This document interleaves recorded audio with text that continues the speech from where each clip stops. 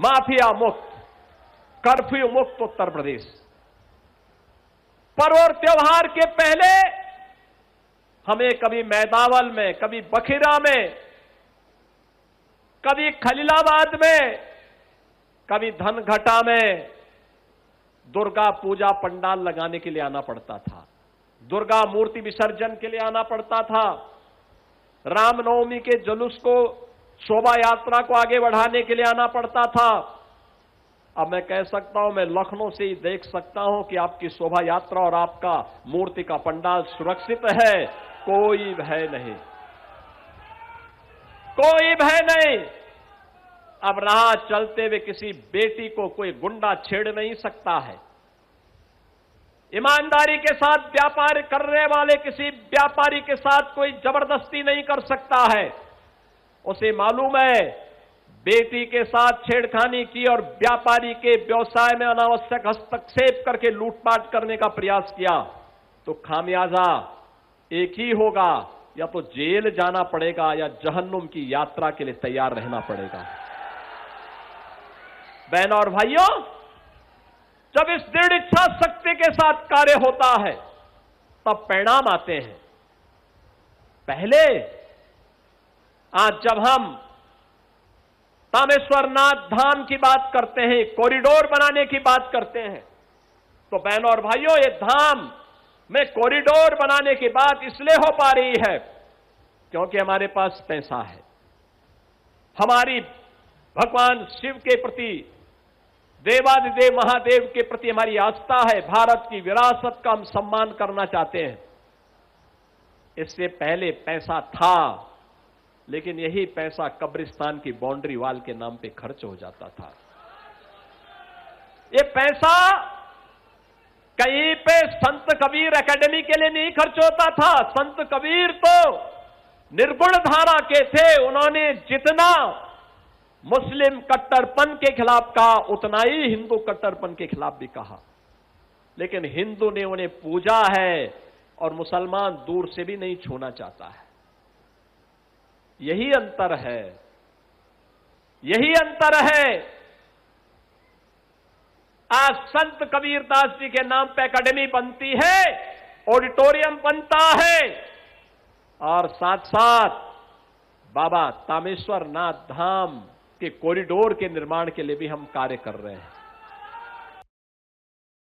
एक ही भाव है, विकास के कार्यों के माध्यम से आम जन के जीवन में परिवर्तन लाना, अपने क्षेत्र का, अपने विकास खंड का, अपनी विधानसभा का और अपने जनपद का विकास कराना, विकास की गति के माध्यम से आम जन के जीवन में प्रगति लाना और इस प्रगति के माध्यम से समृद्धि के नए सोपान को छूते हुए हम भी आत्मनिर्भर और विकसित उत्तर प्रदेश के सारथी बनेंगे, जिससे 2047 के पहले हमारा देश आत्मनिर्भर और विकसित भारत की परिकल्पना को साकार कर सके।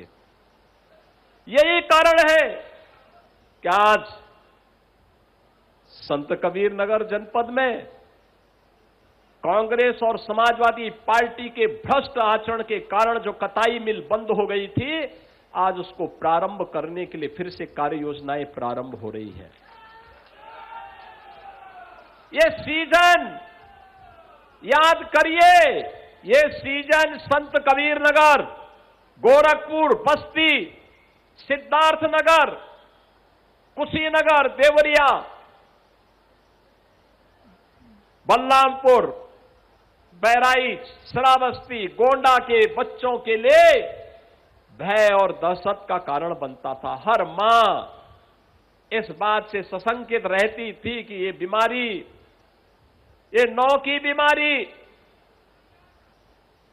ये मस्तिष्क ज्वर न जाने किस बच्चे को निगल लेगी। कांग्रेस कुछ नहीं कर पाई। समाजवादी पार्टी को 4 बार सरकार बनाने का अवसर मिला था, वह कुछ नहीं कर पाई।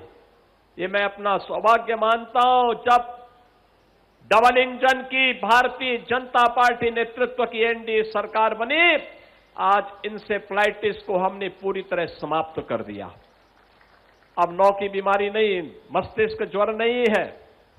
अब बच्चों की मौत बीमारी से नहीं हो सकती, वैसे ही नहीं हो सकती जैसे अब कोई माफिया किसी नौजवान की भविष्य के साथ खिलवाड़ नहीं कर सकता।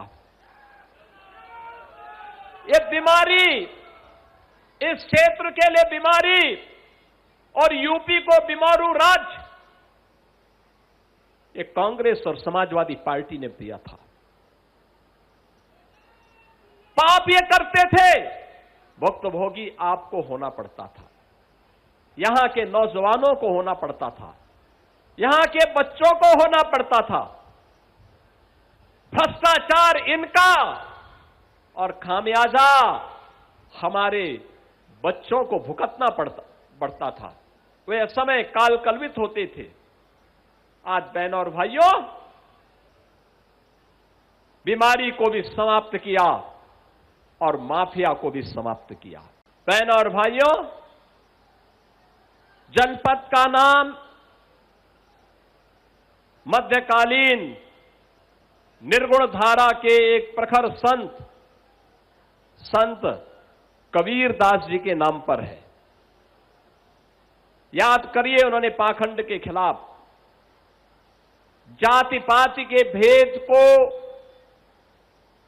चौड़ा करने वालों पर कड़ा प्रहार किया था। समाज को बांटने वाले लोगों से उन्होंने सावधान किया था और यही कारण है सैकड़ों वर्षों के बाद भी संत कबीर दास जी की ये वाणियां आज भी समाज का मार्गदर्शन कर रही हैं। संत कबीर दास जी उस पाखंड के खिलाफ लड़ने के लिए इसीलिए मगहर में आए थे। लोगों की मान्यता थी कि मगहर में मरने पर नरक मिलता है। उन्होंने कहा स्वर्ग और नरक ये व्यक्ति के कर्मों पर निर्भर करता। अच्छे कर्म करिए, लोक कल्याण का कार्य करिए, सदाचार का कार्य करिए, अपने कर्तव्यों का निर्वहन करिए, ईमानदारी के साथ अपने कर्तव्यों का निर्वहन करेंगे तो आपको कहीं भी स्वर्ग प्राप्त हो सकता है। और उन्होंने इसीलिए मगहर में आकर के साबित किया कि नहीं, यहां नरक नहीं, यह भी स्वर्ग पाने की भूमि है। और स्वर्ग पाने की इस भूमि, संत कबीर दास जी की इन स्मृतियों को जीवंत बनाने के लिए डबल इंजन की सरकार ने प्रधानमंत्री मोदी जी के मार्गदर्शन में कबीर एकेडमी का निर्माण मगहर में किया है। वहां का सुंदरीकरण किया है। संत कबीर दास जी से जुड़े हुए विभिन्न पहलों को लेकर के शोध को आगे बढ़ाने के लिए हम लोगों ने अपने कार्यक्रम को आगे बढ़ाया है। बहनों और भाइयों, बदलता हुआ संत कबीर नगर बदलते हुए उत्तर प्रदेश की कहानी को कह रहा था। जो बातें अभी यहां हमारे दोनों विधायक कह रहे थे, विकास के एक एक मुद्दे को लेकर के मजबूती के साथ अपनी बातों को कह रहे थे।